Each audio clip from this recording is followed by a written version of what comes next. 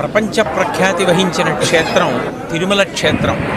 మళ్ళీ తర్వాత ఇక్కడ ఈ గోదావరి నదీ తీరంలో ఈ వాడపల్లి వెంకటేశ్వర స్వామి వారు సాధారణంగా మనకి కనపడే వెంకటేశ్వరమూర్తి కన్నా భిన్నమైన రీతిలో ఇక్కడ దర్శనమిస్తారు. ఆయన ఒక చేత్తో గద పట్టుకొని ఎర్రచందనపు మూర్తిగా వెలిసి ఉండడం చాలా చాలా గొప్ప విశేషం. అసలు ఎప్పుడైనా గ్రహదోషాలు వస్తే ఎర్రచందనాన్ని స్వామివారికి అభిషేకంలోనూ లేకపోతే అవదనము చేస్తూ ఉంటారు. అలాంటిది ఎర్రచందనం మూర్తిలోనే స్వామివారు వెలియడం, పక్కన శ్రీదేవి అమ్మవారు కూడా ఉండడం, గదతో స్వామివారు ప్రకాశిస్తూ ఉండడం, ఆయన తన పాదాలని చూపిస్తూ ఉండడం చాలా విశేషమైన క్షేత్రం.